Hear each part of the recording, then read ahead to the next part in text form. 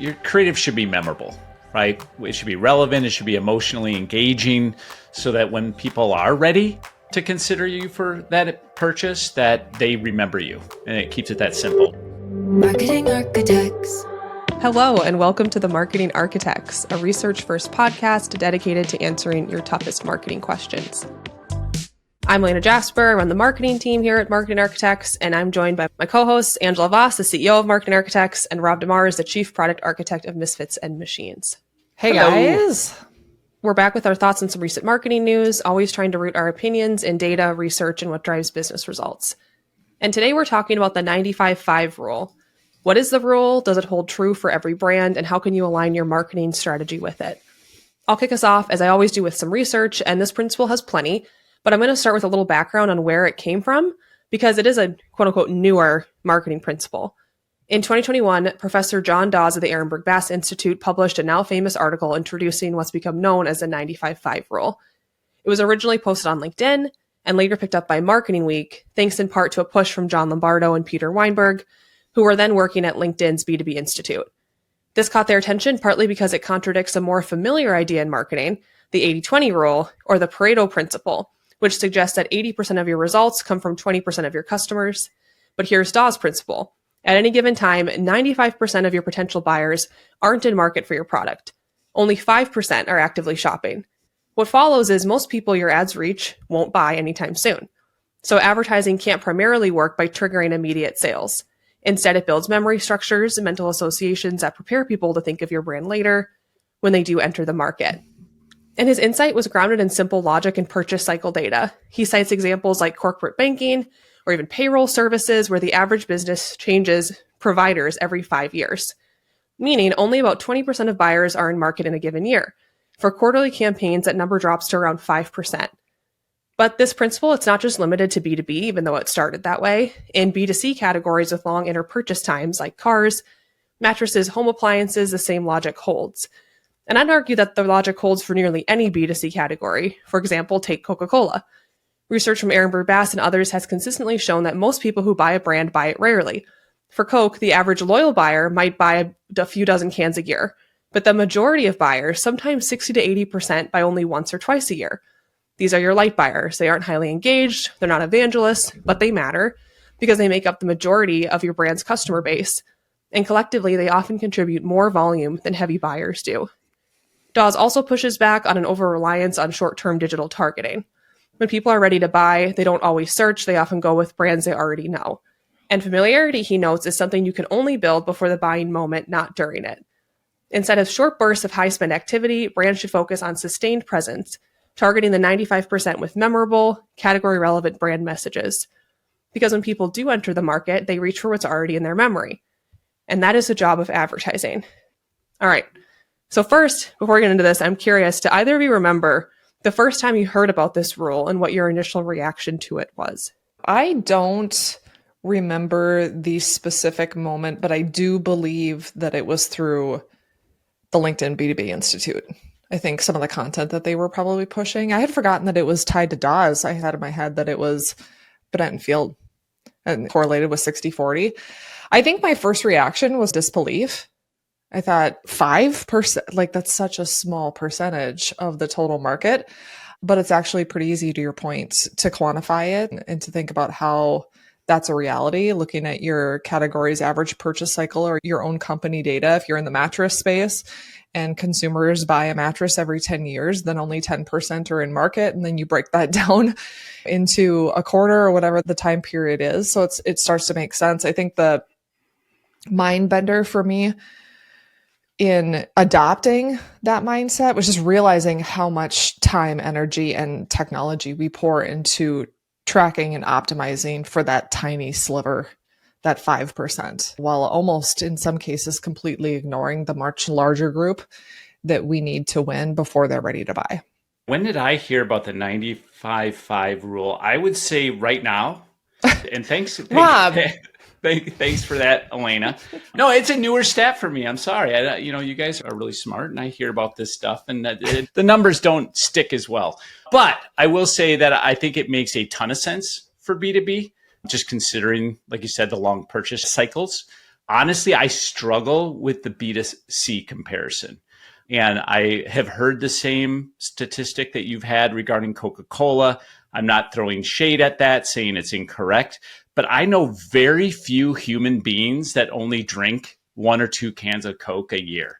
I would call them weird, not the majority. I struggle with that stat, but I've heard it, and I'm not challenging the statistic in general, but I am challenging that it doesn't feel like it doesn't meet the tummy check for me in terms of B2C, especially on mass products. If it's a niche or a high ticket item, I could understand that.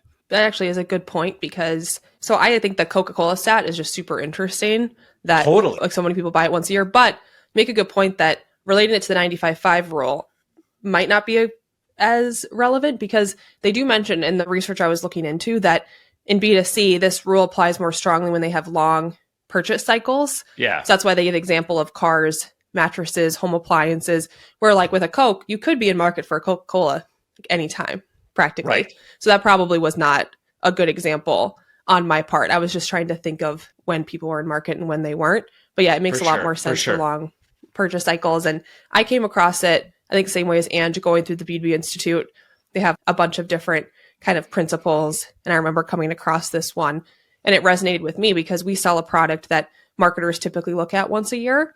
So most of our audience is out of market for something like TV advertising. So it just resonated a lot with me. I think we've used it internally to make the case for always on marketing because you got to be in front of people. You can never really precisely predict when they're going to be in market for your product. So this is already stirring up some conversation. Why do you think it does that? Is it because it contradicts the 80/20 principle or is there more there? Ange, what do you think? I think it's because it threatens a core assumption in modern marketing that we can track and target and convert our way to growth, in 100% of cases. It's not that the 80/20 rule is wrong. I think it holds in part. A small group of heavy buyers does account for a large share of a short-term sales, but the rule has been widely misinterpreted as a justification to only focus on that group. And the 95/5 rule reframes that thinking. It reminds us that most of your customer base, often 60 to 80%, are light buyers. They buy infrequently. They're not highly engaged. And yet, in aggregate, they contribute an enormous portion of your total volume. Brands often overserve heavy buyers and underinvest in reaching those light ones when it's that group that actually drives the growth and the market share gains. So it's not that the 80/20 rule is false, but it's more backwards looking. It describes where revenues come from. But if you want to unlock future growth, you need to earn your way into the memory of that 95% who aren't ready to buy yet. It's one of those statistics that definitely doesn't arm the CMO when they're going into the CFO's office and saying, hey, 95/5% of, of the money we're about to spend is going to make a difference like right now. And they're going to be like, how do you increase that percentage? Right. And can you? And can you? Yeah. Yeah, that's how marketers end up with most of their budgets going towards paid search and like capturing people right when they're ready to buy, because that's where people go when they're about to make a decision. Rob, you already brought up this popular objection to this rule, which is that it only applies to B2B brands, not B2C, because of these longer purchase cycles that you have typically for a B2B product or service. Ange, what do you think? Do you think that it's still applicable to B2C brands, or are there some categories where it just simply doesn't apply? I think a lot on this podcast, we talked about the principles not being absolute rules. I think there's nuance around how this shows up for B2C. Some categories like impulse purchases, that could be candy, gum, lottery tickets, are more maybe about immediate availability and less about conscious recall. But even then, people tend to grab what feels familiar. So memory still plays a role, even if the purchase is fast, last minute, you're not really thinking, you're in real system one buying kind of mentality. I think for higher frequency categories, snacks, bottled water, White Castle for Rob, people are technically in market all the time, but that doesn't mean that they're actively considering new brands all the time. Habits and heuristics dominate our buying behavior, and brands still need that mental availability to be that kind of go-to automatic choice. So the split might look more like 80/20, but I think the principle still remains. So this rule, it's simple enough, but calculating it for your own category is not super simple. And how do we calculate or determine how the 95/5 rule is applicable to our category or maybe to a brand we work with's category?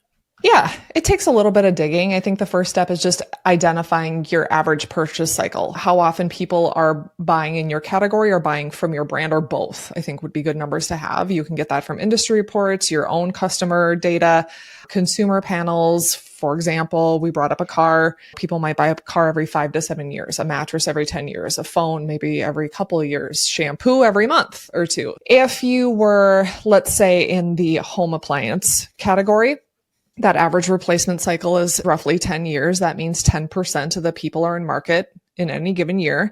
Then you're going to adjust that to your campaign timeframe. So if you're planning on a quarterly basis, divide that 10 by 4. So now we're at 2.5% of people in market during any given quarter. And that's the heart of the 95-5 rule. Even in sizable categories, only a small fraction of people are actually ready to buy right now. And from there, it helps us validate that number against real world behavior, looking at your category's penetration and how often people buy. Are most of your sales coming from a small frequent group or a large number of light buyers? That's how that works its way in here. If your brand has low penetration and low frequency, you're probably closer to a 95-5 dynamic. And then I think too, other important considerations are things like seasonality or abnormal peaks. Retail, CPG, categories like tax software can have big spikes during certain times of year. So your in-market percentage may flex during those windows. But in most cases, doing this math forces a valuable, I think, realization. If people aren't buying now, your advertising needs to speak to those future buyers, not just the current ones. That makes a lot of sense. Rob, one thing I was wondering about was creative, and should creative differ, do you think, if you have this rule in mind? Yeah, there's no shockers here. Your creative should be memorable, right? It should be relevant. It should be emotionally engaging so that when people are ready to consider you for that purchase, that they remember you. And it keeps it that simple. We've talked lovingly about distinctive brand assets many times on this podcast as well. So logos, colors, sounds, characters, slogans, use them and use them repeatedly. Build those memory structures. Repeat your key message and your brand assets across all of your campaigns and use creative that's relevant to a wider audience. So don't go too narrow in your messaging. Keep people, we love a good broadcast channel, and those are obviously great for speaking to that wide audience. So don't go too narrow in your message strategy.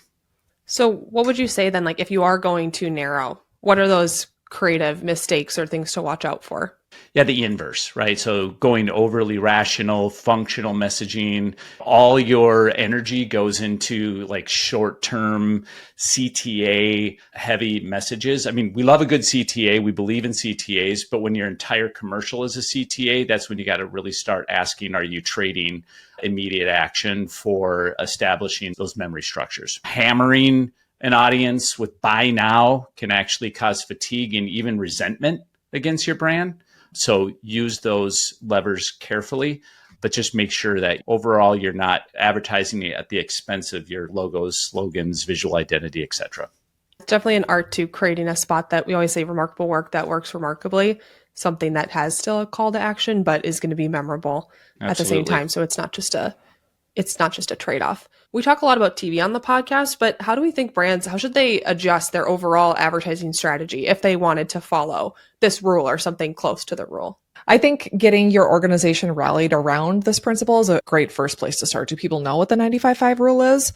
And then do we need to shift from thinking like hunters to thinking like farmers instead? That means moving away from those short bursts of conversion focused activity towards building a consistent, memorable presence over time. The goal isn't to just show up when someone's ready to buy. It's to be the brand that they already know and remember when that moment comes. So in practical terms, this means thinking about broad reach media to grow mental availability. Of course, TV is great at that. But even outside of TV, radio, billboards, etc., just to be there, be memorable, and ensure that you have that place in your consumer's mind before that buying situation arises. Rob mentioned this, making creative choices that are distinctive, they're emotionally resonant, so that those impressions work into the future because they're memorable. Measuring success not just by immediate lift, but by long-term brand impact. So that would be looking at things like share of search, Obviously, we should need to be looking at recall, penetration, and growth. I think it's harder for marketers to sometimes justify some of those moves because they aren't immediate sales. They're not going to hit the ROI book today. The payoff isn't necessarily instantaneous, but brand marketing does drive sales. I think that's also a misconception that we can help educate our teams on as well. You said a lot of great things there, but when you talk about being a farmer, that requires patience. And staring at the dirt, waiting for stuff to grow can be hard. But pick a lane and stay in the lane. I think it's really hard for CMOs to go, gosh, we just need to change something. We need action. Let's change the campaign. Let's change what we've been doing. Or a new CMO comes in and they're like, gosh, we just need to change for change's sake. But do you really? And having that patience to let your brand seed and to let it grow is hard, but necessary. Yeah, I think too, even if you are committing to, we're going to invest now in things that are going to be harvested over the long term, you can also have some proxies to check in and see how it's going. That doesn't mean you don't measure at all. You could be looking at direct traffic increases or branded search, planning brand studies. I mean, you could have sort of a roadmap to how do we check in so we're not just blindly investing.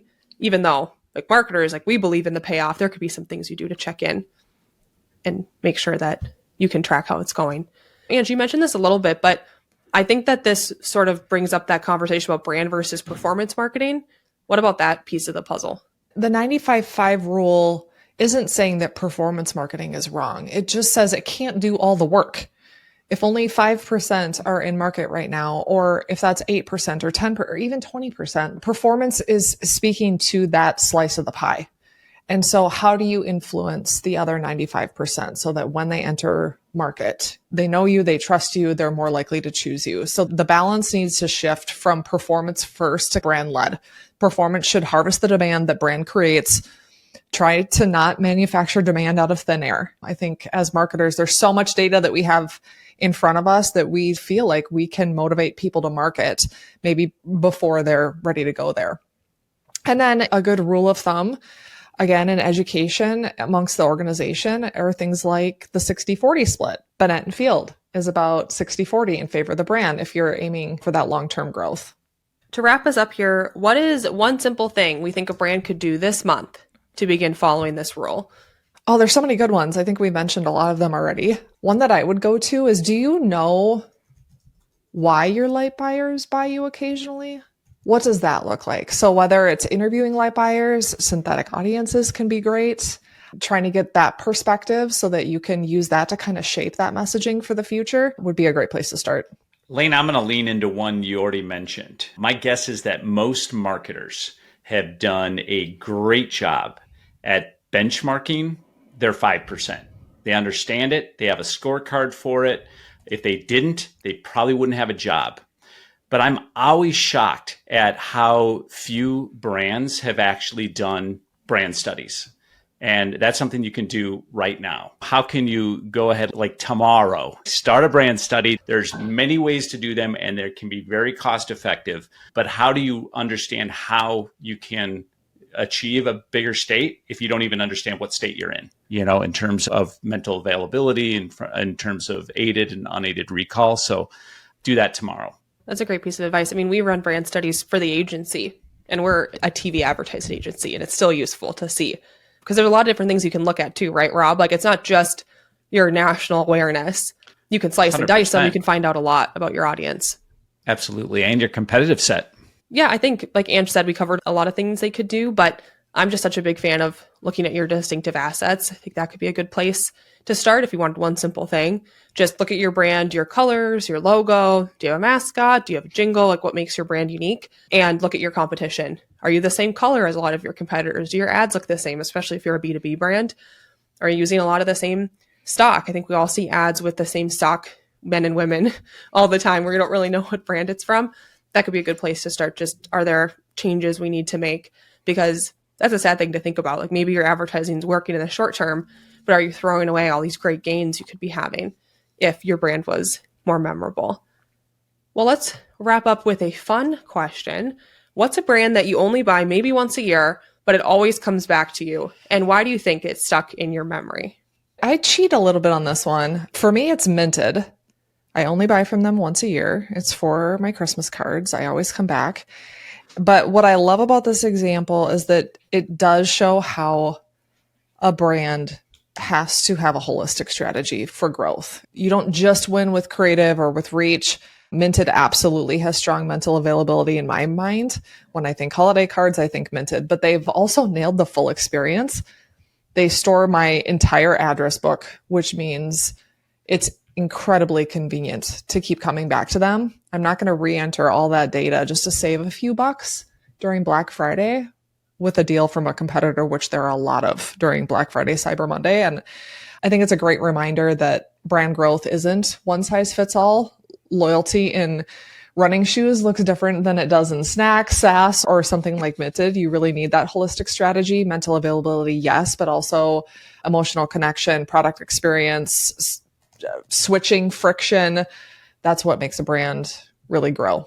I had to think about this one because I do love to travel. And I think if there's any category that has deep loyalty, it's travel. But for some reason, Airbnb is just starting to break into my consideration set where I'm using them like once a year. Mm-hmm. I'm not a heavy buyer yet, but if I'm going to use, I don't even know what you call that, crowdsourcing of hotel stay. What's a category? I don't even know what the category is.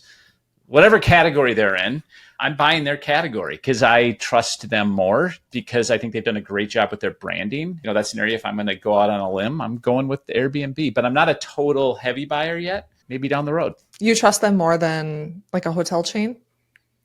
Or No. you just trust them more than like a VR? Sorry, that category. I don't Sure. know what the category is. Vacation rental by owner, is that the category? But that's also a brand. See, they got a problem. Or do they? Are they? I don't know. Do you want to be the Kleenex?